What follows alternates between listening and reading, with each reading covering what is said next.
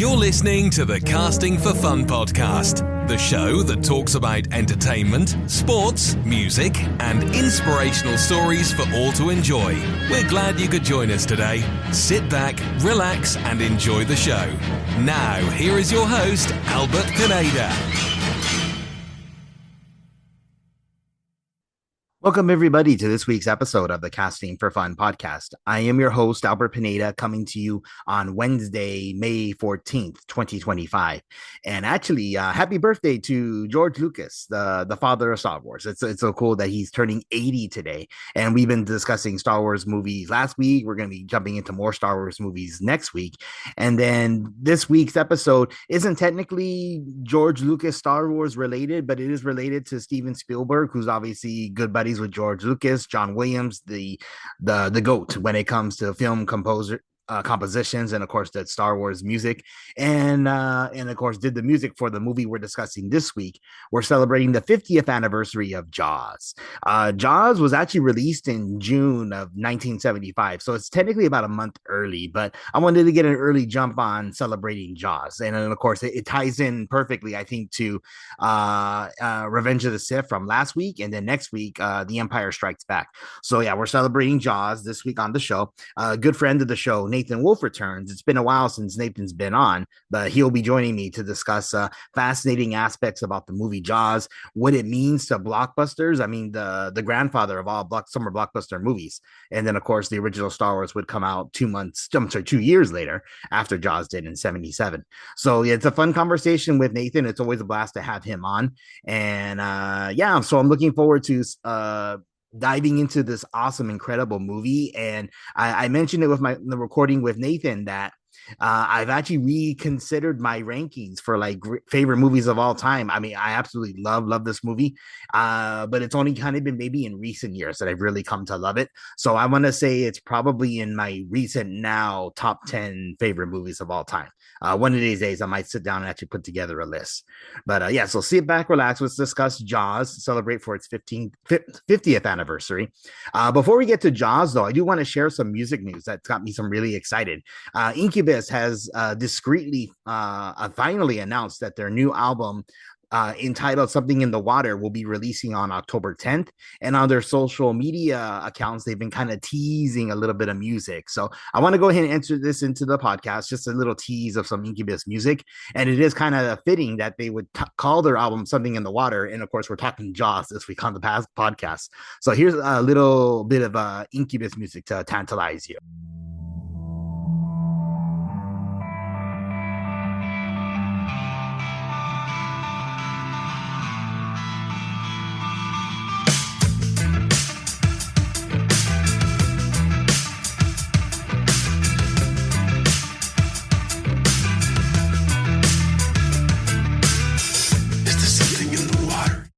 Yes, let me go ahead and throw in just a little bit more here. Baby, be kind. Baby, be kind. Where I was blind, I soon to see. Yeah, I'm very much looking forward to new music from Incubus. October 10th is the official release date, so stay tuned for that.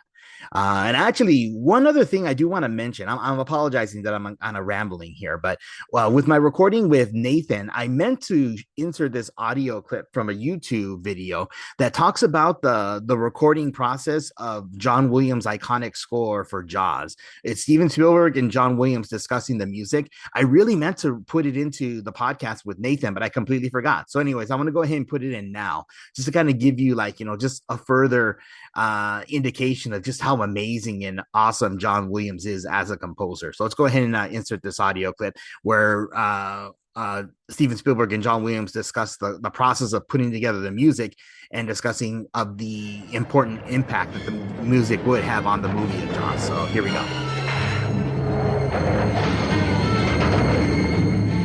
I had always wanted to be in business with John Williams all my life. And when he said yes to Sugarland, we became friends, and obviously I wanted him to do every picture I ever made, and Jaws came second. When he finally played the music for me on the piano, he previewed the main Jaws theme. I expected to hear something kind of weird and melodic, and really kind of tonal but eerie, and of another world, almost a bit like outer space, inside, inner space, under the water. And what he played me instead with two fingers on the lower keys was dun, dun, dun, dun, dun, dun, dun, dun. And at first I began to laugh. I thought he had a great sense of humor. I thought he was putting me on. And he said, no, that's the theme to Jaws. And I said, play it again. He played it again, and he played it again, and it suddenly seemed right. And John found a signature for the entire movie. One could alter the speed of this ostinato. It could be note, note, note, note.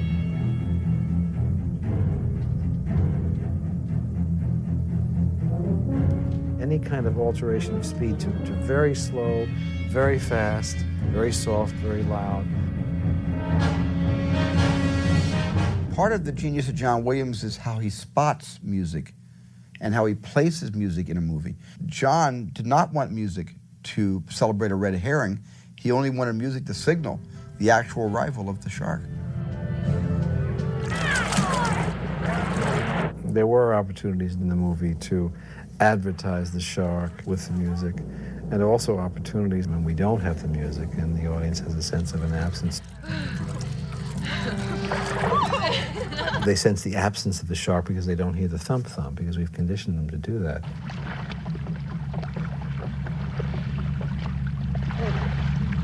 But then you may go one step further, and we know now that the shark really is there, but we haven't advertised it with music, so as attack comes out of silence. Now, because you've been conditioned to have the music every time when you don't, and the shark arrives, it's even more terrifying. It's one of the beauties of the film medium that it's the combination of the visual and the situation, this being the shark or the knifing scene in Hitchcock's Psycho, combined with the notes. That combination of sound and image forming a memory. I think the score was clearly responsible for half the success of that movie. Yeah, great stuff. I love it. So let's go ahead and dive into it now. This is the 50th anniversary of Jaws with Nathan Wolfe here on the Casting for Fun podcast. So please enjoy.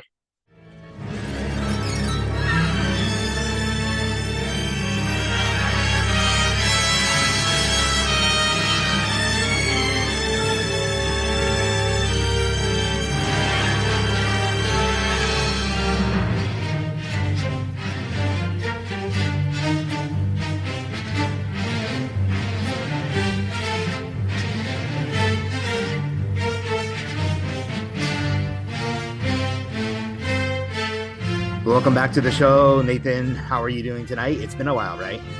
It has been a while. I'm doing fairly good. Excited to talk about the movie tonight. Oh, absolutely. It's one of my favorites. So I do remember you mentioning that. I think it's among your top three, right? yes, I have three to four that kind of are in rotation. Is it okay if I spoil what we're talking about? Yeah, absolutely. Yeah. Okay, so Jaws, Empire Strikes Back, Ghostbusters, and Drive are like in the mix of four of my favorite movies. So Oh, awesome. Well, I definitely have you in mind for some other really, really great episodes. In fact, actually, Empire will be touching on next week, but then a couple of nice. I know you really enjoyed that I want to touch base with you for later this summer. But in the meantime, Jaws celebrating its 50th anniversary, technically a month early, but I have been touching on Star Wars movies, recently. So I figured this is a perfect movie to sandwich right in between some Star Wars movies that I've been doing here on the show.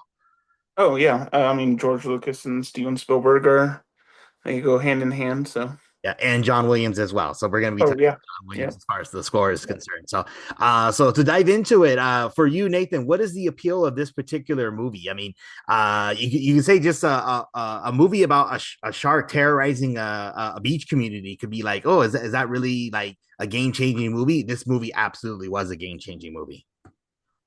I think to me it's like every time I watch it, it's like I forget. I'm like, this movie is just perfect. Like the pacing, how it's shot, the acting, the moments. There's little funny moments.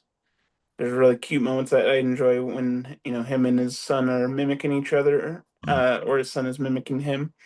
Like there's that kind of just like slow down Steven Spielberg magic point, and then there's it's exciting adventure. It's almost, and also it's like two movies in one. The first half is one movie, I think, and then like directly in the middle of it, it kind of shifts gears and or not maybe not shifts gears, but it's like its own movie. The later half of the movie. So Oh, absolutely. Yeah, we're going to be diving into both halves. Like, I guess the suspense horror where we don't see the shark, which was done intentionally, and then of course more like the action thriller for the second half of the movie. So yeah, yeah, again, this movie is just fantastic. It's so amazing to think that Steven Spielberg was only 26 when he filmed this movie, and it was only yeah, his third movie overall, his second theatrical movie. Uh, yes, the story of the shark malfunctioning is just incredible. The fact that they actually wanted to use the shark, but it just wasn't working, so they opted to use the suspense, like of just kind of implying that the shark is there through the magical score of John Williams, using a very similar technique that Alfred Hitchcock had used back in the early 1960s when he did Psycho. Uh, oh, okay, yeah, yeah. So it's master filmmaking. This is just an amazing film. This and then Psycho would probably be two movies that film students probably study extensively as they're preparing to learn the techniques of filmmaking itself.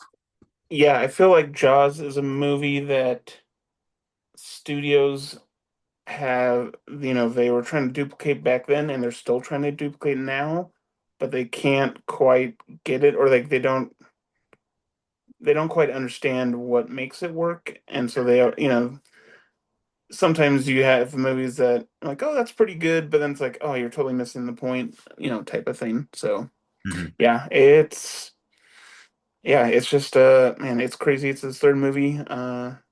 I haven't seen, I think it's Sugarland is the second movie, but I have seen Duel, and Duel is excellent. Oh, cool. Okay. It's very kind of similar to, it reminds me of Jaws because it's about a guy getting terrorized by a truck driver, Oh, okay. like just a giant truck, and it's just, it's always menacing, and so it's just that entity. But Oh, very cool. Yeah. So before we dive into the movie itself, again, I want to, really like ask some really cool questions about this that I think would be interesting. It'd be full of fun to have this conversation.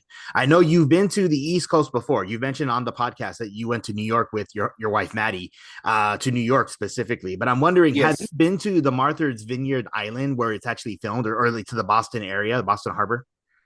I have not. Oh, I mean, I've been to Boston, but while, Boston, we were in Boston for like a day, and we went to a Red Sox game, and we kind of just, it's like I feel like you need multiple days in that area. It was just kind of like a day trip. mhm. Yeah, it wasn't even like a full day. It was like 8 hours, and part of that was a Red Sox game. So no, we did not get the opportunity to visit. So Oh, okay, okay. Well, yeah, after researching this movie for the podcast, I learned some interesting things about the island that I definitely it's sparking my interest. I definitely would love to go visit first the East Coast in general because the only part east that I've really been to has been Florida. So to go see okay, Boston and New York would be cool. But then I especially would love to go visit Martha's Vineyard, the island that stands in for the fictional Amity Island. So I mean, again, this movie, there's not enough great things I could say about it. I mean, along with Star Wars, this is the movie that launched Summer Blockbusters. The fact that you have a high premise, oh, sorry, a easy premise movie to understand, thrilling, exciting, and then heavy marketing, and then also released right in the summertime when people are going to the movies. So again, this is just the granddaddy of them all when it comes to summer blockbusters. yeah, I believe it was the first summer blockbuster, and uh, I believe that term comes from people standing out in line around the block, like it's like you know breaking the block of how many people are in line to see the movie. Oh, absolutely. Yeah. Um, That's a cool, little bit of a fun nugget there. I mean, I only learned that concept maybe a few years ago. I never knew why they actually called it a blockbuster before. okay, yeah. So yeah, it was one of the first summer blockbuster movies. It did excellent. People wanted to keep going back. I think they rather go back to the theater than the ocean. So, but Mm. yeah, it's really great. Oh, absolutely. Yeah. Okay. And then actually, before we dive into the movie itself, one other cool fact I wanted to bring up that I saw from my research. So, the American Film Institution, or commonly known as AFI, would do their lists of like memorable quotes, memorable movies, things of that nature, memorable heroes and villains for top 50 heroes, top 50 villains. It was interesting to learn that the shark, who actually has the nickname of Bruce, I guess named after Steven Spielberg's lawyer, Mhm. ranked in at number 18 on the villains list, but police chief Martin Brody did not rank in the heroes list of the top 50. I thought that was a huge travesty. I mean, he has to be one of the greatest heroes in cinema if his counterpart villain is one of the best villains of cinema. Yeah, the great thing about Roy Schneider is he's in a lot of good movies, but he always kind of plays like I always feel like he should have had a bigger like uh like he should have been like a bigger actor, bigger name, but he always kind of just like plays the part that he's of whatever movie he's in really well and like doesn't try to be grand or big. He just plays the character excellent. He plays this, they moved from New York, I believe.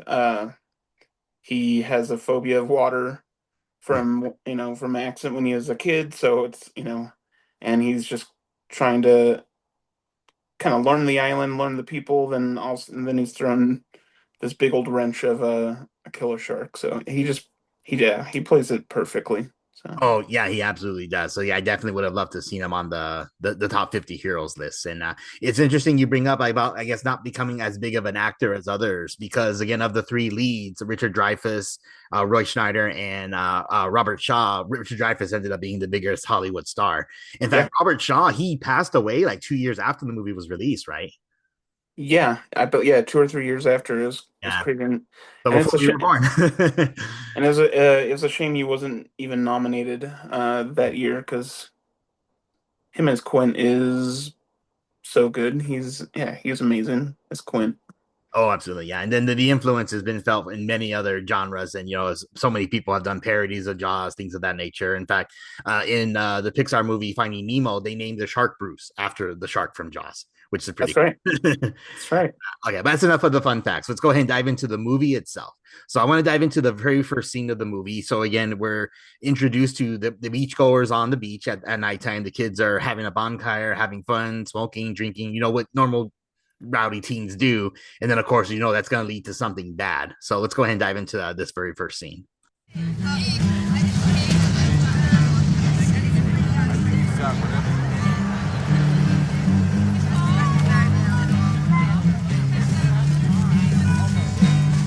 What's your name again? Chrissy, Where are we going? swimming! Slow up. Slow down. I'm not drunk. Slow down. Wait, I'm coming. I'm coming. I'm definitely coming. Whoa, hold up. What?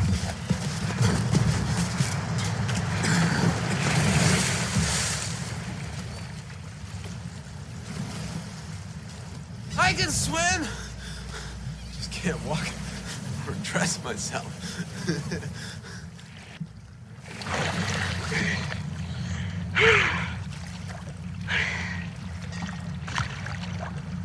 Come on in the water! Take it easy. Take it easy.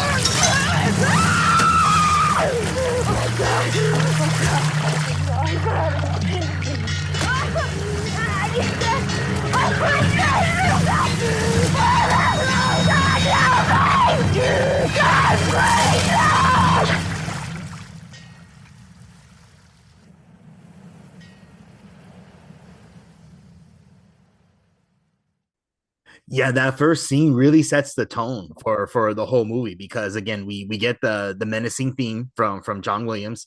We see, I mean, we just from the shark's point of view, and then of course the swimmer Chrissy, the girl, she's just like attacked out of nowhere. We don't even see what's going on. We just hear the horror in her screams, and then sure enough, she's brought down to the depths of the ocean. Yeah, that scene, it's, I mean, I just watched the movie last night, part of it, and I finished it tonight and to prepare for the podcast. And that scene is so effective and scary because I think one, her blood curdling screams are like really good, Mhm. and two, the thrashing that she was pulled back and forth, uh, simulate the shark kind of grabbing her and dragging her is just it's terrifying because you can't see what's below you because one it's the ocean and then two it's at night, because there's she's skinny dipping, so it's yeah, that's just like one of my worst nightmares. So, but that scene's just it's super effective. It's shot beautifully.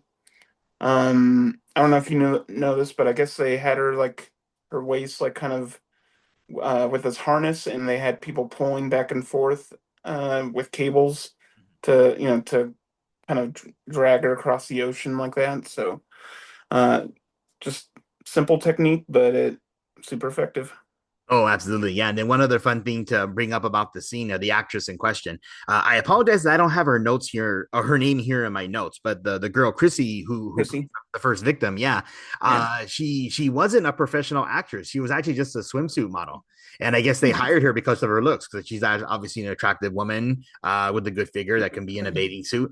So to your point before about like her curling screams, I mean, she really played the horror victim incredibly well for not having formal training in acting. So I thought that was actually a fun fact or a really interesting fact. Yeah, that's cool. I mean, maybe I heard that, but I didn't know that she wasn't an actress. So that's cool. Mhm. Okay, so let's go ahead and move on with the movie. So then, after that unfortunate murder of the girl, the scummy mayor, Mayor Vaughn, I guess he's trying to play it off like, oh, it's just a boating accident. We can't close down the beaches for the 4th of July. So let's go ahead and dive into the scene where Mayor Vaughn is having a conversation with our hero, Chief Brody. Martin? Martin, you going to shut down the beaches on your own authority? Well, what other authority do I need? Technically, you need a civic ordinance or a resolution by a board of selectmen. That's just going by the book. We're really a little anxious that you're rushing into something serious here. It's your first summer, you know. What does that mean? I'm only trying to say that Amity is a summer town. We need summer dollars. And if the people can't swim here, they'll be glad to swim at the beaches of Cape Cod, the Hamptons, Long Island. That doesn't mean we have to serve them up a We smorgasbord. never had that kind of trouble in these waters. Well, what else could have done that to that girl? Boat propeller? Well, I think possibly, yes, a boating That's accident. not what you told me over the phone. I was wrong. We'll have to amend our reports. And you'll stand by I'll that? stand by you. Martin, a summer girl goes swimming. Swims out a little far. She tires. Fishing boat comes along. It's happened before. I don't think you appreciate the gut reaction people have to these things. Harry, I appreciate it. I'm just reacting to what I was told. Martin, it's all psychological. You yell barracuda. Everybody says, huh? What? You yell shark. We've got a panic on our hands on the 4th of July. Yeah, so for these type of movies, you have to have, I guess, that secondary antagonist. I mean, obviously, Mayor Vaughn isn't an evil person per se, but I guess very greedy kind of person, and doesn't really see the greater good. And thinking, you know what? I mean, it's just one simple accident. We can kind of brush it to the side, and we can, bring all this money into the town because we can't close the beaches for the 4th of July. Yeah, I mean, I understand, his reasoning because I'm sure the summer months, especially 4th of July, kind of keep the town afloat during the winter.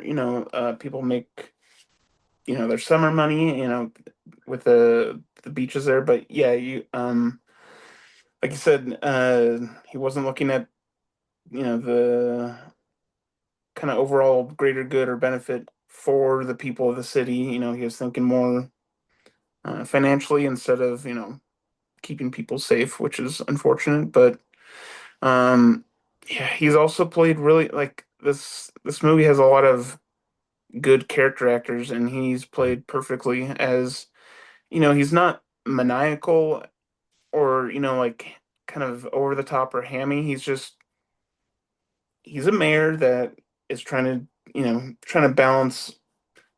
Yeah, he's kind of forcing the city's kind of forcing his hand. It's like, we got to keep it open, and I don't want to look bad. I don't want to be known as the mayor that kind of ruined the town.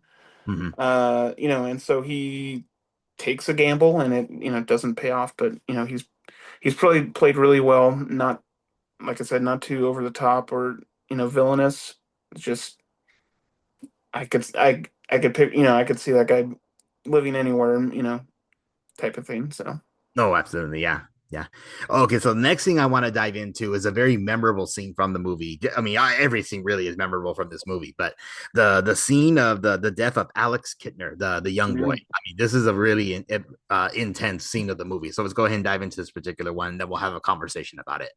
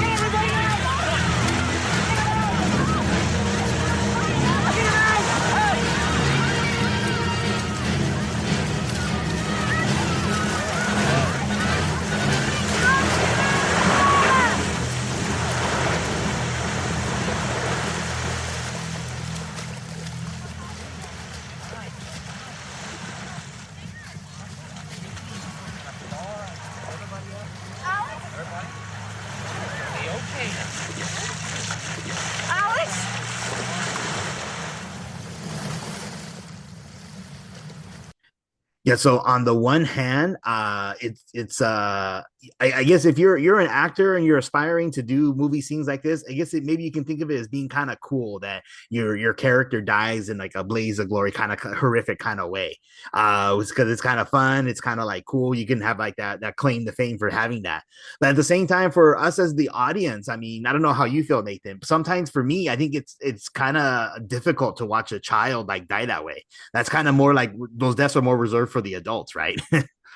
Yeah, I mean, usually in horror movies, younger kids are, they usually are safe and or avoid whether it's Jason Voorhees or whoever. And yeah, that scene is also very effective. That's the first time we get a glimpse of the shark. It's only for like maybe 2 seconds, second and a half.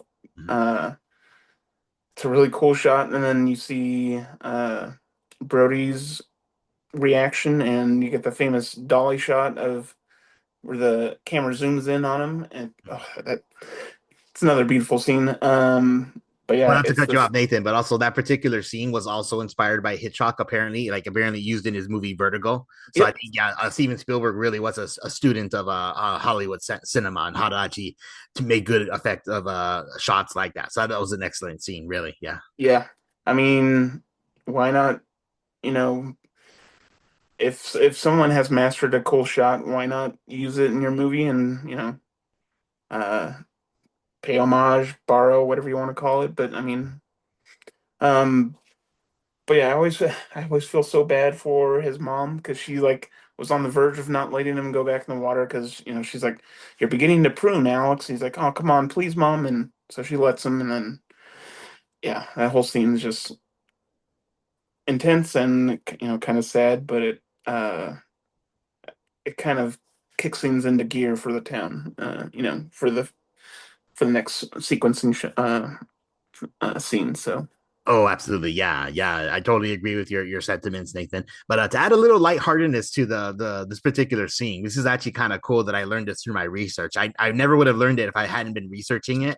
And I'm not sure if you know this, but I think I know what you're gonna talk about. okay, so Alex Kintner, the young boy, he's played by an actor named Jeffrey Voorhees, which is kind of interesting. I think the name Voorhees also for horror. That's Jason's last name. Yep. But anyway, so he grew up. He actually he purchased a restaurant called the Wharf Pub in Edgartown, which is on a city in the city of Martha's Vineyard. And it just so happened that his mom, who's played by the actress Lee Fierro, went to that restaurant to eat there. And she saw something on the menu that was called the Alex Kintner Shark Sandwich, which is so crazy to think that. So she told the waitress, "Hey, I mean, I played Mrs. Kintner from the movie Jaws," and I guess the waitress told her, "Hey, wait right here." So she went to the back and got Jeffrey to come out and meet up with his movie mom. So they had a reunion. I guess they hadn't seen each other since. So it's a really cool, lighthearted, it's a cool story to hear that they got to be reunited there. And that's another reason why I really want to go visit this town and actually go eat Alex Kintner shark sandwich to see what actually tastes like. But Albert, did you look up what the sandwich entails? Like what's on the sandwich by chance? I'm glad you asked that. I did look it up. Okay, sweet. So I did a Google search just thinking, what does that sandwich actually consist of? That's got to be kind of a gnarly sandwich. And it turns out it's actually kind of a cool sounding sandwich, but really kind of like an ordinary sandwich. So it's made on ciabatta bread, olive oil, balsamic vinegar, garlic, Dijon mustard, baby spinach, marinated artichoke hearts, roasted red peppers, prosciutto. That's a type of meat, right? I think prosciutto, if I'm saying that right. Prosciutto, thank you. See how bad my Italian is. Basil, mozzarella, and red onion. So it's a delicious sounding sandwich, but I guess it's not really that adventurous. It's kind of like one of those sandwiches you can get at Jersey Mike's or someplace like that, right? Yeah, hopefully it's since it's like a mom and pop one of. I bet it's really good. So I bet so too. Yeah. In fact, I would love to someday have a sandwich named after me. Not that I would really do anything worthwhile to have that honor, but to have a sandwich named after me would be pretty cool. That'd be quite the honor. So yeah.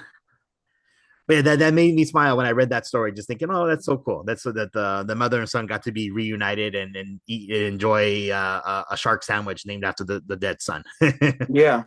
And I'm glad you look. I knew that story, but I didn't know what type of sandwich it was. So thank you for doing the research on that. So of course, yeah, the internet's so awesome. Again, we're recording a podcast without all the use of the internet. A lot of these stories I have no clue about. So yeah, okay. But so anyways, Mrs. Kintner puts a bounty on the shark. So you got a bunch of amateur sharks coming in to wanting to take care of the shark. And then we get to be introduced to the character of Quint, played by Robert Shaw. The Quint character is so intriguing and so interesting. So I'm glad that we get to see him in the movie. So let's go ahead and dive into that scene. Let's have water, please. Any special questions? Is that $3,000 bounty on the shark in cash or check? I don't think that's funny at all. I'm sorry. All right. That's private business between you fishermen and Mrs. Kintner. Martin, would you please? Chief Brody. I just want to tell you what we're planning so far. What about the beaches, Chief? We're going to put on the extra summer deputies as soon as possible. And then we're going to try and use shark spotters on the beach. Are you going to close the beaches? Yes, we are. We're also planning to bring in some experts from the Oceanographic Institute on the mainland. Only 24 hours. I didn't agree to that. Only 24 hours. 24 hours is like 3 weeks.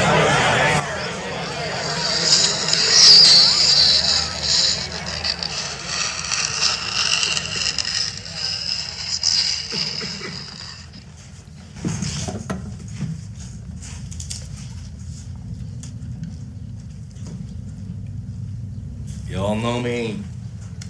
Know how I earn a living. I'll catch this bird for you, but it ain't gonna be easy. Bad fish. Not like going down the pond chasing bluegills or tommycats. This shark, swallow you whole. Shaking, tenderizing, down you go. And we gotta do it quick. I don't bring back the tourists. It'll put all your businesses on a paying basis. But it's not gonna be pleasant. I value my neck a lot more than $3,000, Chief. I'll find him for 3, but I'll catch him and kill him for 10. You gotta make up your minds. You wanna stay alive and ante up? You wanna play it cheap? Be on welfare the whole winter. I don't want no volunteers. I don't want no mates. There's too many captains on this island. $10,000 for me by myself. For that you get the head, the tail, the whole damn thing. Thank you very much, Mr. Quint. We'll take it under advisement. Mr. Mayor, Chief, ladies and gentlemen. Yeah, it's a really, really cool scene. I mean, you can tell just like right off the bat that the Quint character is a bit unhinged, right? I guess he drew the author of the book, I guess, drew inspiration from the sea captain in Moby Dick for the Quint character. Is that right? I thought I remember hearing something about that. That trivia I did not know, and I haven't read Moby Dick, so Okay. I assume the sea captain's kind of like a swarmy type of rough around the edges type of guy. A few loose screws, yeah. Yeah. So how intriguing is the Quint character? I mean, he's definitely one of the most memorable characters of the movie, right? I mean, his introduction is just iconic. He gets his everyone's attention. He doesn't care if he offends people. He just kind of speaks exactly what he's thinking, and he thinks and knows he's the best shark hunter, and he's the only chance the island's got. So yeah, he has a fascinating backstory, which I'm sure we'll get to later. But we're absolutely going to touch on that for sure. Yeah. But no, and he's played excellent by Robert Shaw. So it's a great performance, and I still can't believe he wasn't nominated for that. But yeah, this movie got some nominations and wins, but I think it got robbed on a few things. So. Yeah, it did get nominated for Best Picture, I believe, but it lost out to One Flew Over. No, it did not. Oh, I could have sworn it had. I apologize then. Oh wait, maybe it got picture, but it didn't get director. Maybe that's what I'm thinking. Yeah, I think Spielberg didn't even get nominated, and I guess he kind of took that. But John Williams did win an Oscar for the score, which deservingly so. But yeah, it's excellent. Most of his scores are excellent. So yeah. Okay, so then as far as the story is moving along now, so the bounty from Mrs. Kittner is drawing out all the amateur shark enthusiasts to come out. They're doing their best to try and catch a shark, and sure enough, they do catch a tiger shark.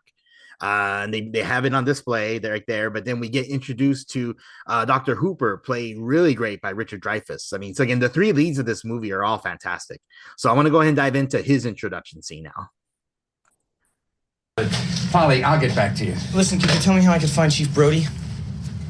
Who are you? Matt Hooper. I'm from the Oceanographic Institute.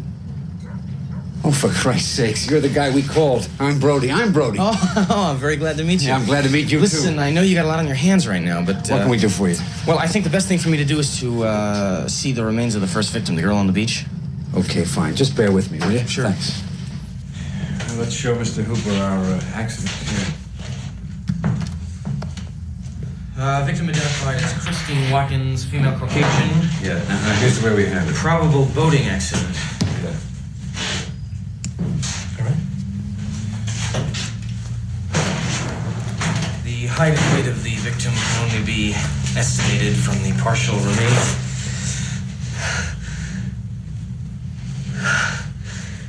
The torso has been severed in mid-thorax. There are no major organs remaining. May I have a glass of water, please? Right arm has been severed above the elbow with massive tissue loss in the upper musculature. Thank you very much. Partially denuded bone remaining. This was no boat accident. Did you notify the Coast Guard about this? No, it was only local jurisdiction. The left arm, head, shoulders, sternum, and portions of the rib cage are intact. Do not smoke in here. Thank you very much. This is what happens. It indicates the non-frenzied feeding of a large squalus, possibly Angimanus or Asurus glaucus. Now, the enormous amount of tissue loss prevents any detailed analysis. However, the attacking squalus must be considerably larger than any normal squalus found in these waters. Didn't you get on a boat and check out these waters? No. Well, this is not a boat accident. It wasn't any propeller. It wasn't any coral reef. And it wasn't Jack the Ripper. It was a shark. Yeah, so it's kind of cool to see Richard Dreyfuss on screen. In fact, just 2 years ago, we got together for the 50th anniversary of American Graffiti, talking about, hey, how did he magically age 15 or 20 years in the span of just 2, right? Because he definitely looks much older. Was that 2 years ago that we recorded that? Yeah, it was. It was. Oh my gosh, I thought that was like 6 months ago. Yeah, I know. Like, I always think like, oh yeah, he must be like 38 in this, but I still think, how old was he when he made this? 25 or? Oh yeah, like in his probably mid-20s. Yeah. Yeah, because beard makes you look older, but there's also a little bit of gray in the beard too. Yeah, he has a lot of gray in the beard, and so, but yeah, Hooper he's played great by Richard Dreyfuss. He's, I like the line when he's like trying to warn the boat that that they're carrying too much on their boat, and they just laugh at him and start taking. He's like, they're all gonna die, and he's very smart, intelligent. He works at a university or institute. I can't remember, something like that. Yeah. But he studies sharks. He's studied sharks since. I don't know if we're going to cover it, but he talks about how a shark ate his boat when he was like 7 or 8, and so he had to swim back to shore. And so since that time, he has been fascinated with sharks. So yeah, and I really like him because he kind of gives back up to Martin Brody. Like, because Brody's been kind of like fighting with the mayor, and a lot of the town, they're like, oh, he's a New York cop that just moved here. He doesn't know the island. They dismiss Brody a lot, but it's nice to have a character that kind of backs him up and is like, no, you guys have a problem, and you don't think you realize how big the problem is. No, absolutely. Yeah, I'm glad you brought that up, because the partnership that they develop is actually very important for the movie. So Hopper's telling Brody, hey, they have the wrong shark. I mean, the mouth, the jawline doesn't match because it's too small. So he proposes we got to cut the shark open to find out, and they send that message or tell that to the mayor that that's what they need to do. The mayor hates that idea, which I don't blame. I mean, like, if the food or the things that the shark eats doesn't digest for over 24 hours, then I mean the Kittner boy is going to be inside that shark. It's like, who wants to see that? So I can understand that, but sure enough, they go after hours to cut open the shark, and they find out that it's not the shark. Cool little Easter egg though, they get a license plate that's 007 inside of the tiger shark. So I guess it was supposed to be homage to James Bond. Oh, I don't think I realized that, and I just watched that scene tonight. I watched very quick, subtle one, because I mean, like, the license plate, just quickly you see like the number, and then it disappears after that. But that was kind of cool. Okay, yeah, Brody's like, he didn't eat a car, did he? He's like, no. They eat garbage or trash, whatever they find. So yeah. Then I love the exchange you mentioned before about the humor. Like, Hopper tells Brody, hey, we're gonna have to go onto the ocean to try and find this shark. And then Hopper saying, like, on the ocean, like, yeah, you're not gonna find a shark on land. Oh, but I'm not drunk enough to go this late. Yeah, actually, yes, you are. How do we confirm that by morning? If he is a rogue, and there's any truth to territoriality at all, we've got a good chance of spotting him between Cape Scott and South Beach. Where are you going? We've got to find him right now. He's a night feeder. On the water? Well, if we're looking for a shark, we're not going to find him on the land. Yeah, but I'm not drunk enough to go out in a boat. Yes, you are. No, I'm not. Yes, you are. I can't do that. Yes, you can. So that was pretty funny. But then we get to like one of the best and most iconic jump scares in all of cinema. I mean, even just watching it recently, it still got me jumping out of my seat. Oh yeah, I don't know if they have music playing at that moment or whatever, but yeah, it's very creepy and kind of comes out of nowhere. It's really well done. Yeah, for the sake of the podcast, we won't play it because I mean, if you can't see it, you're not really going to get scared by it. But but it is really cool to learn through the research again. I guess it was put in after the principal photography had finished. A test audience had seen the movie, and Spielberg decided, based on their reaction, he wanted to throw in one more jump scare. But they went way over budget. I mean, I guess they initially were budgeted for $4 million. They ended up spending like $9 million on this movie. Of course, I mean, it ended up making like $470 million in $1977 or $75, which is for inflation like 2.2 billion today. Oh geez, that's crazy. Yeah. So anyways, the studio told Spielberg, no, you're gonna have to finance it on your own. So Steven did, and apparently they filmed that jump scare of the boat inside of a swimming pool of the editor, right? Mm-hmm. Yeah, that's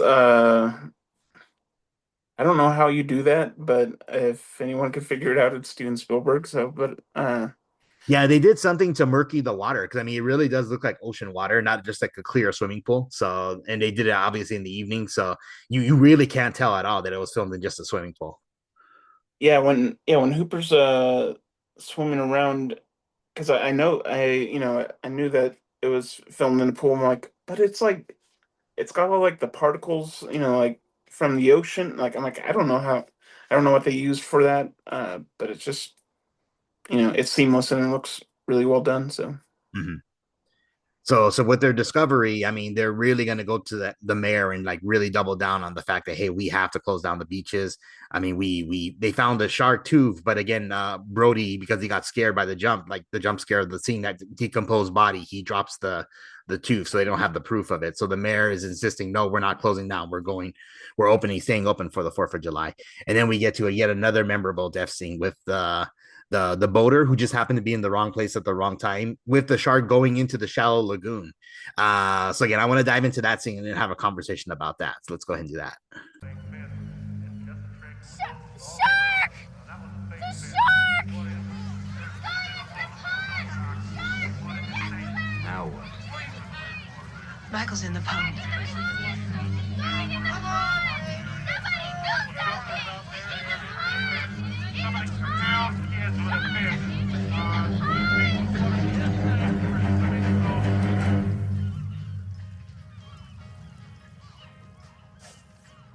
Hurry up, get that done. Can't do a damn thing until get this undone. Get that untangled up there. I'm doing it. Hey, fellas! Haul in the sheet. Make it fast. Hey, you guys. You guys okay over there?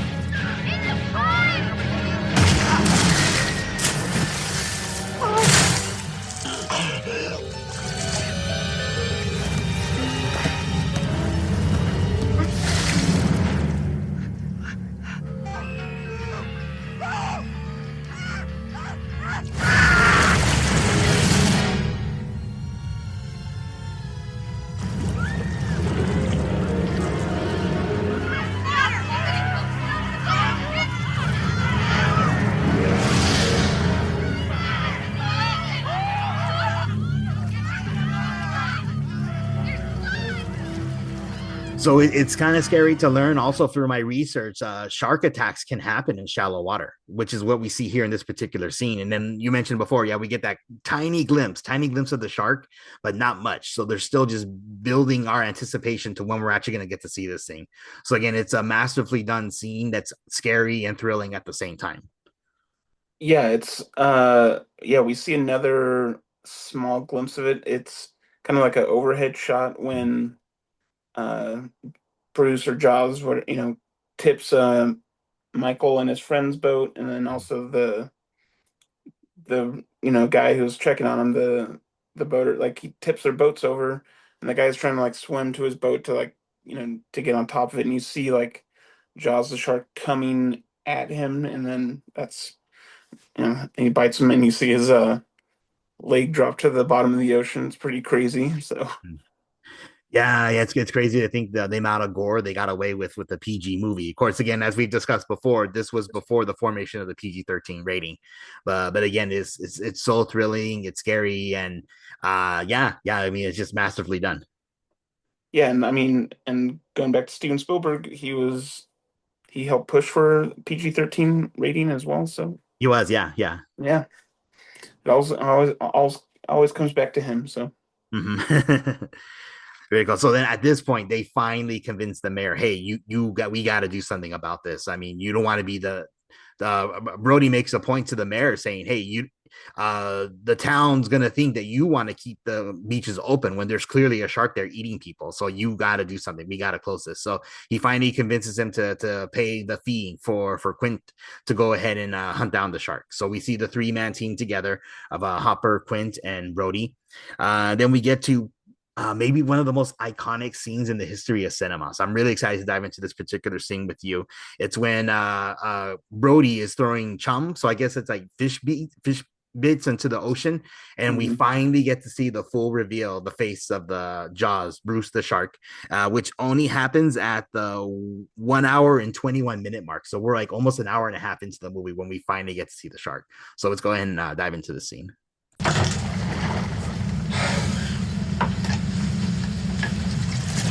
Slow ahead. I can go slow ahead. Come on down and chum some of this.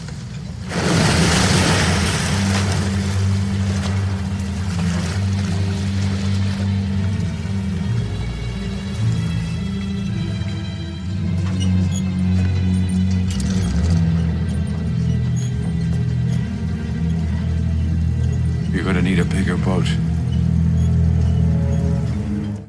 Yeah, so going back to the American Film Institute, when they do their 100, the list of the 100 memorable quotes in the history of cinema, the "you're gonna need a bigger boat" ranks in at 35. So again, that's such a memorable, iconic, awesome scene of the movie. yeah, yeah, the whole scene is shot beautifully because Quint's giving Brody a hard time. He's like, "All right, you're back on chum duty," and he's like, "Have Hooper do it," and he's like, "Hooper's driving the boat," and he's like complains like, he's like, what does he say? I can't remember what he's saying. He's just kind of talking to himself, and he's doing the chum. Then it pops up, the Jaws pops up, and like his reaction shot is so good because he's just like almost scared white. And then he slowly backs up and says that famous line to Quint. It's so good, and it's just I think it finally like not that he wasn't, but like he has that moment where it's like, oh, we're over our head. We're so ill prepared for this. Like he had that realization just in that moment, and it's just really, really well done. Oh, absolutely, yeah. And as we mentioned before, this is a movie of two movies. So we're moving past the suspense horror to the fact that like we're still horror, but it's like an action thriller. So we're seeing more of the shark. We're seeing like the action sequences where they're trying to harpoon it, trying to shoot it.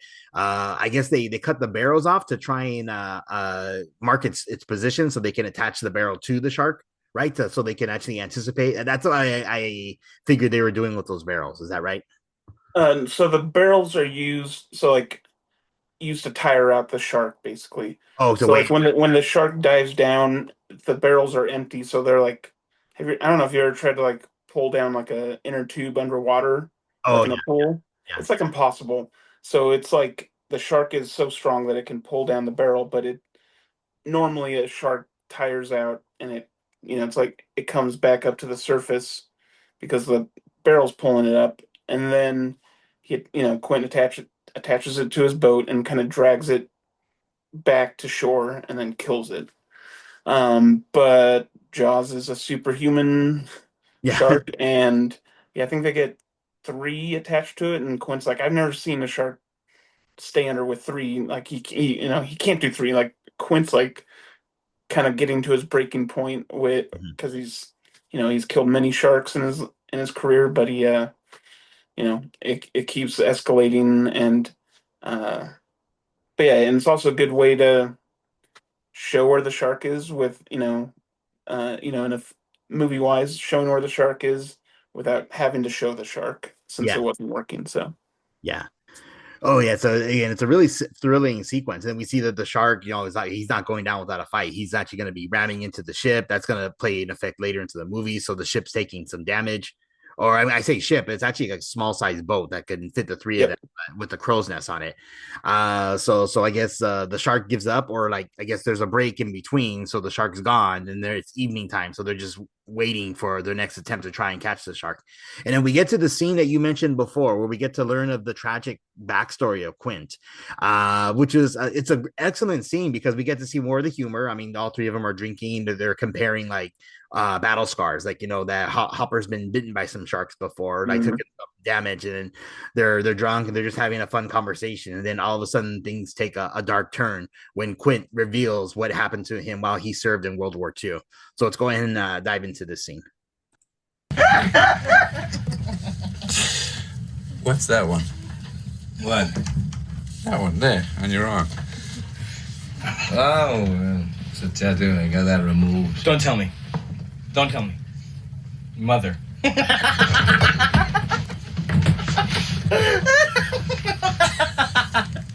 What is it?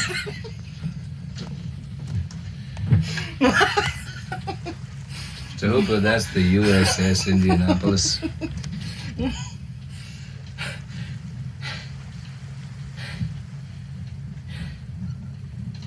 You were on the Indianapolis? What happened? Japanese submarine slammed 2 torpedoes into our side, Chief. He was coming back from the island of Tinian to Leyte, just delivered the bomb, the Hiroshima bomb. 1,100 men went into the water. Vessel went down in 12 minutes. Didn't see the first shark for about half an hour. Tiger, 13-footer. You know that when you're in the water, Chief? You tell by looking from the dorsal to the tail. What we didn't know was our bomb mission had been so secret, no distress signal had been sent.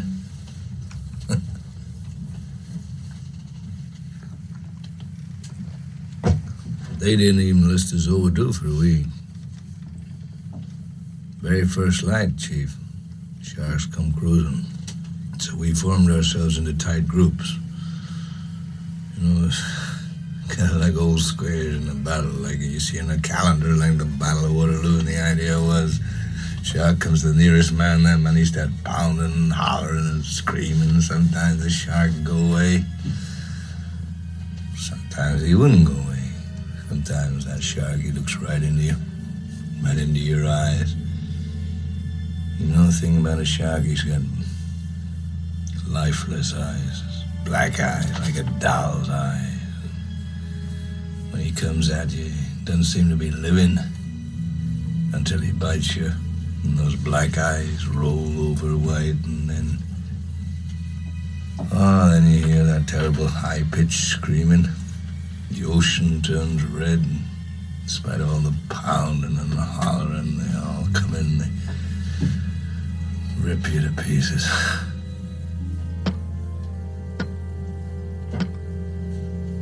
By the end of that first dawn, lost 100 men.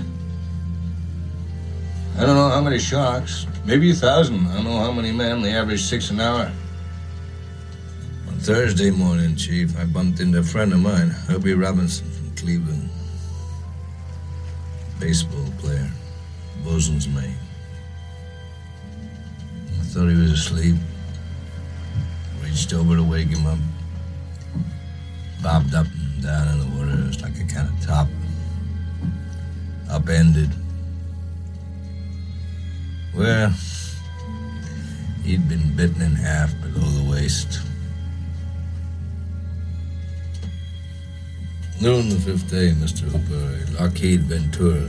So she swung in low and he saw us too. A young pilot, a lot younger than Mr. Hooper anyway. He saw us and he come in low, and 3 hours later, a big fat PBY comes down and started to pick us up. You know, that was the time I was most frightened, waiting for my turn. I'll never put on a life jacket again. So 1,100 men went in the war. 316 men come out, and the Sharks took the rest June the 29th, 1945. Anyway, we delivered the bomb.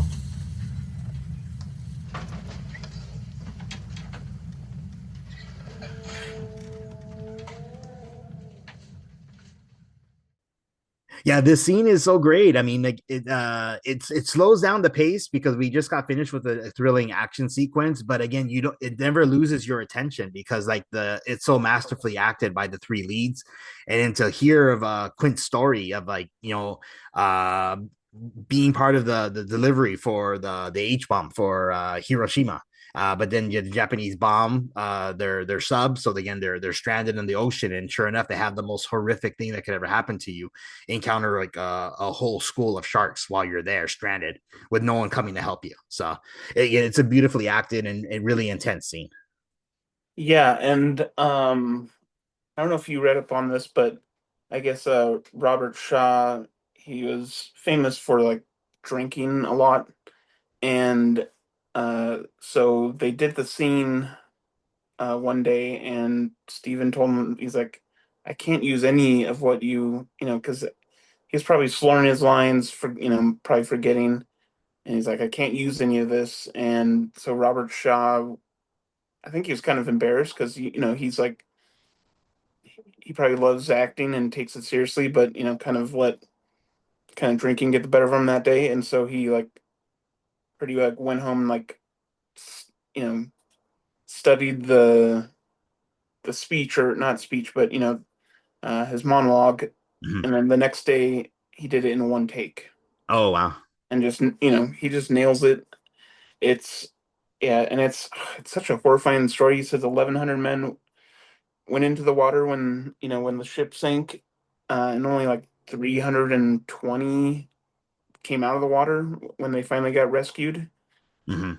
And it's just very chilling to hear, and the way he describes a shark is just so captivating. It's like they got black eyes, they're like doll's eyes, and it's like, oh, I get goosebumps even talking about the Oh that yeah. scene. It's just beautifully acted. I just love that they were kind of like laughing and kind of joking, and then when he mentions that he was on the USS Indianapolis, Mhm. they all kind of like go silent because they probably knew that uh, kind of what happened, that they got hit, and probably knew of that story, or at least Hooper did, Yeah. um, but yeah, Brody's like, oh, what happened? And that's when Quint goes into his monologue. It's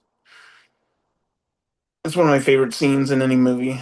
So No, I totally agree. Yeah, yeah. And then when he mentions that he finds his buddy like kind of unconscious, but it's not even the whole part of his body. It's only just the top half of his torso. Like it's just horrific to hear things like that. So it definitely puts you on the edge of your seat, and it's not even involving the shark per se. It's just telling the story of what sharks can do. So yeah, and Steven Spielberg is just great at kind of, like you said, slowing down, and just like probably in most movies today, or most movies, it's like, oh, we got to keep the action going, or like, but like he has like that moment where he kind of just pauses the movie and just has a really great scene. And then earlier with Brody and his son, kind of just pauses the movie for a second, and you just have this like captivating moment, and it's just really well done. oh yeah, absolutely, yeah, yeah. So Oh, then, and sorry, real quick, oh yeah, I yeah, did. go for it. So before that, when they were kind of joking about injuries they have, I I finally caught it this viewing, or maybe I caught it before, but I forgot about it. But it's when Richard Dreyfuss was making the joke about some woman breaking his heart, and he's he points at his chest, and it's very he's really quiet, but Brody's like he's pointing at his chest, and Richard Dreyfuss is a very hairy guy, and you hear Brody say very quietly, he's like, "Oh, you're wearing a sweater?" Like he's real quiet about it and doesn't like. But I just thought that was a hilarious line. He's like wearing Oh a sweater, just got how hairy he was. But yeah, as a line I never noticed before, and I'm like that's hilarious. I don't know if that was improv or in the script, but it was good. Oh yeah, that's really really cool. Yeah, funny. And then then we get to we jump right back into the action. So the shark Jaws returns, and then they're still trying with their plan to try and take it out. We get to see more of how unhinged Quint is because he destroys the radio. So he can't call for help. And I remember Brody just getting like incredibly freaked out and upset. I would be too. Like the fact that, hey, you can't do that. We have to be able to call for help.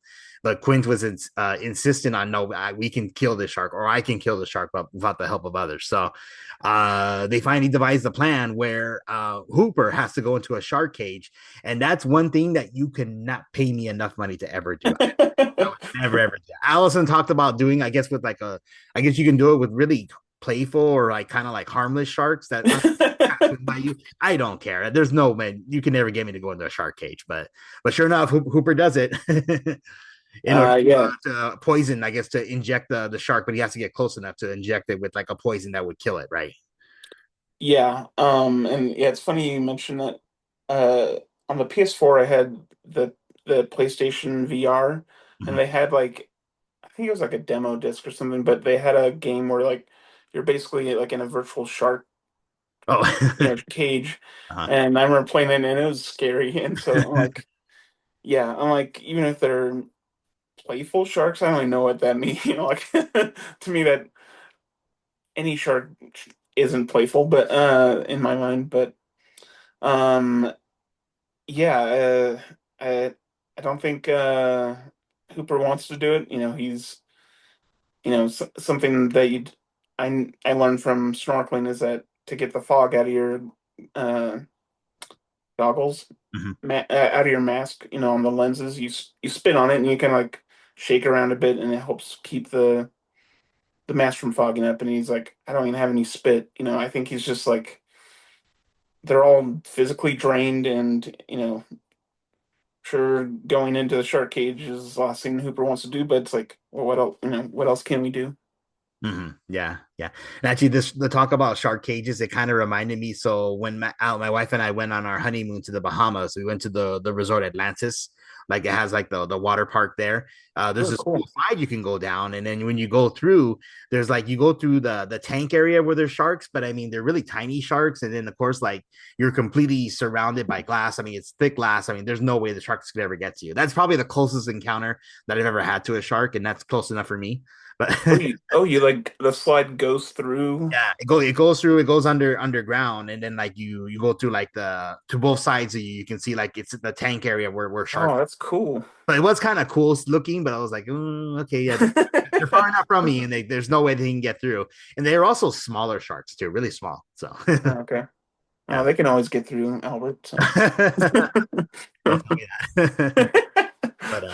But yeah, so we also, I mean, speaking of like the phobias and fears of the shark cage, so yeah, so the Jaws rips through the cage. I mean, it's a miracle Hooper escapes. In fact, I remember through my research, I read in the book actually Hooper dies. So I mean, spoilers for everybody. Hooper's gonna make it through the movie, but he ends up dying, I guess. But in this particular scene in the book, he dies, right? That's what I heard. I haven't read the book either, but yeah, I heard that he dies as well. That's correct. So. Oh, okay, yeah, and then but so in the movie, so the shark busts through the cage. Hooper's able to escape and just hide underneath like rocks underneath, but the shark goes up to the boat, and then we get to the one of the most iconic and maybe horrific death scenes in the history of cinema for Mr. Quint. So let's go ahead and dive into this particular scene.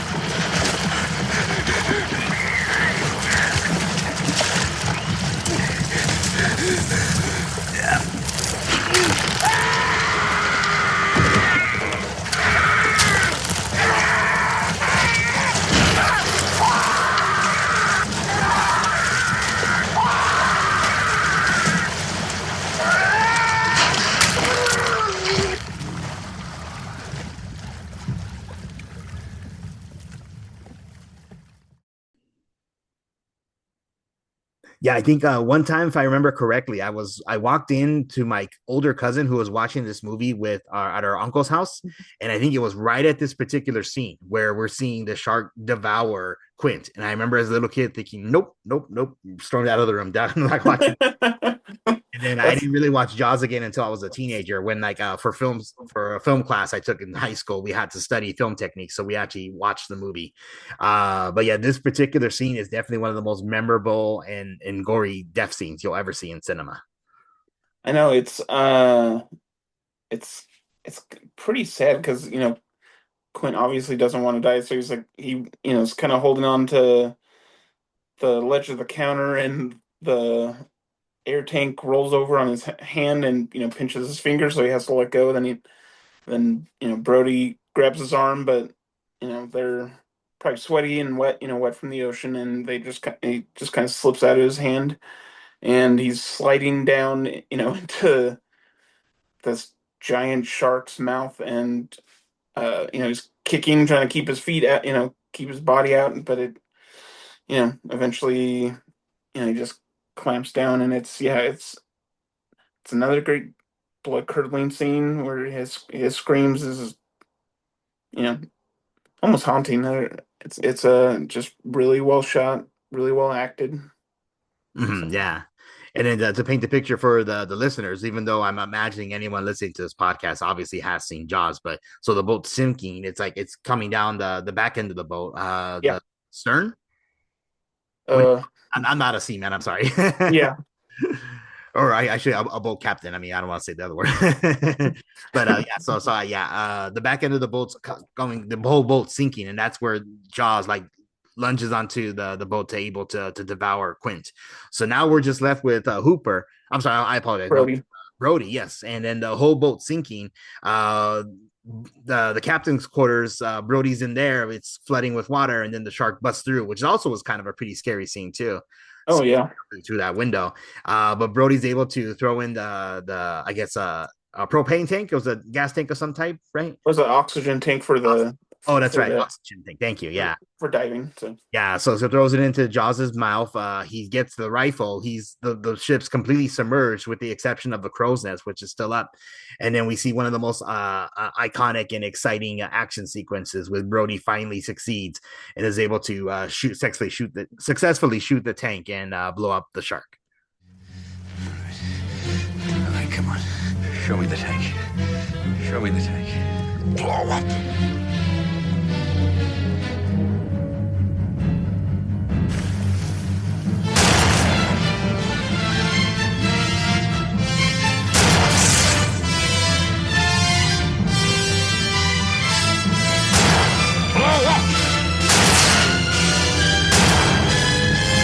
Smile, you son of a...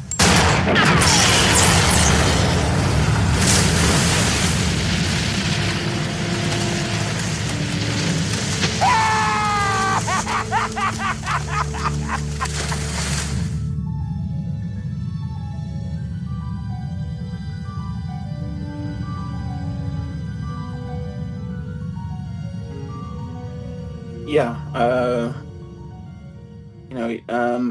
he has a famous line where he's like, "Smile, you son of a," and I don't even, I just watched it, and I'm like, I don't think he swears, but because it's right.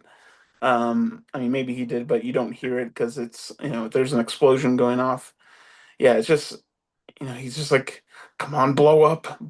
He's like, "Show me the tank." Like it's like his final, like it's like he's like, it's this or nothing. Like it's such a slim chance, but he pulls it off, and yeah, his celebratory shout laugh combination is just great. And then I always like Steven Spielberg. Well, I shouldn't say it. I don't want to spoil another movie, but when the shark is sinking, you hear it like almost growling as it's floating down, even though it's top half of its body, head and everything's gone. But yeah, it's like sinking in the water, and all this blood is going, and you hear like it's kind of like last, moan or growl. It's really kind of funny to me. So, but Oh yeah, yeah. but it's homage to another movie of his where the same thing kind of happens. So Oh, okay. Yeah. So if you combine all these elements together, so the action thrilling sequences, the horror, the suspense, the humor, the tremendous like dramatic acting sequences, all this together makes for a perfect summer movie. So I can see why this movie was so popular back in 1975 when it was first released. And again, like it's just fantastic to think that yes, it was the highest grossing movie at the time, but then ended up getting beaten by Star Wars 2 years later.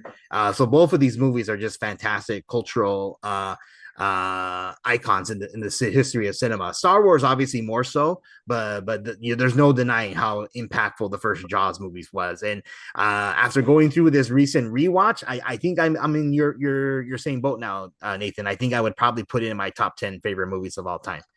So again, this is a movie I would recommend everybody revisit because again, like it holds up so well. It's so exciting, so thrilling, and as a kid, I thought it was absolutely terrifying. Now it's like it's terrifying, but like in a fun way. So it's actually like an enjoyable terrifying. I will not that I'm going to show it to my kids anytime soon, but yeah, I do still think it's a really awesome, fun movie. yeah, and yeah, you mentioned Star Wars made more money than Steven Spielberg got his revenge with E.T. Mm-hmm. Make being one of the most uh money making movies of all time. So, but yeah, it's just I can't think of anything wrong with Jaws. Like, there's no like, I mean, maybe to some people, but to me, there's no slow point. The slow points are captivating. I kind of like, I really like that it doesn't have like one big star in it. It kind of has just a lot of great actors. Kind of like Steven Spielberg kind of did the same thing with like Jurassic Park, Mm-hmm. which, you know, at the time Jeff Goldblum was, you know, Mm-hmm. famous-ish, but he wasn't like a big movie star. Like, I mean, he kind of had a high point in the 80s with, Big Chill and The Fly, but Mm-hmm. yeah, like Jurassic Park has a lot of just good character actors, and same with Jaws, where it's just a lot of really good actors that, some went on to do other things, but uh yeah, it's just a ton of fun. It's one of the best looking movies, just beautifully shot.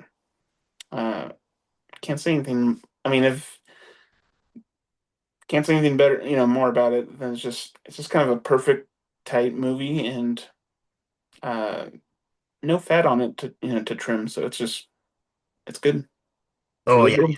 yeah. It has a 2 hour runtime, but the 2 hours just goes by really fast. It's a fantastic movie to watch. And then one more time, I just want to give a shout out to John Williams. I believe online article that I read, Steven Spielberg had said in that article that without John Williams, the movie wouldn't have been half as successful as it was because again, the the musical score is so recognizable and so beautiful and hauntingly scary at the same time that even if for people who have never seen the movie, they recognize the dun dun dun dun. I mean, everyone knows that that's from the movie and that recognizes that's for the suggesting the impending arrival of this terrifying shark. So again, John Williams is just a masterclass in cinema. Not that he needs any more high praise from me. Everyone knows how good he is. So I just wanted to throw that out one more time. No, and I also want to say, like, yes, the Jaws theme is really good, but even the rest of the score is excellent. I don't think it's talked about enough. Mhm. Like the score, when they're shooting the barrels, I love that score almost more than the Jaws theme. Mhm. Um, yeah, it's the whole movie. Just John Williams just did an excellent score, and yeah, I don't know how that guy did so many great scores in his life. It's just, I'm sure, like, if someone, most composers like, oh, I hope I have like one or two movies that are, but he has like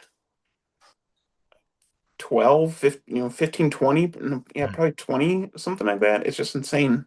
Mhm. That's crazy. Oh, absolutely. Yeah. And this was the start of the partnership for them. Well, technically, I guess Sugarland was the first movie they did together. And I read that of all the movies Spielberg has done, there's only been five that John Williams wasn't the composer for.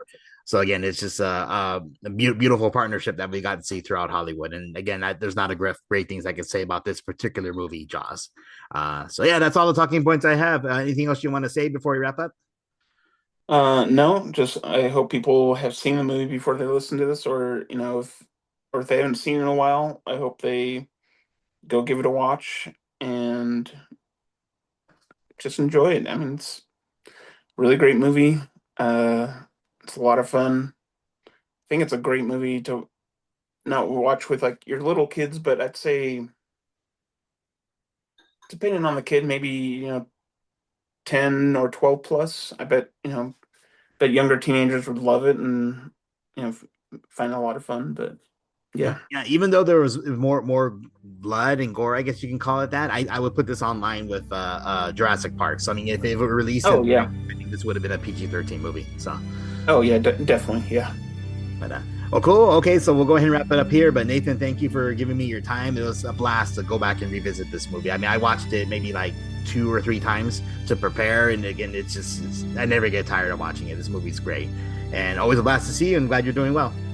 Yeah, thank you for having me, and I'm excited for the other movie that. There's one other movie that you'll. We got a couple more movies this summer, so it's going to be a great summer of podcasting. So definitely looking forward to having you back on the show. To all the listeners, thank you, and Nathan, thank you again for your time. You guys have been listening to the Casting for Fun podcast. We'll catch you next time.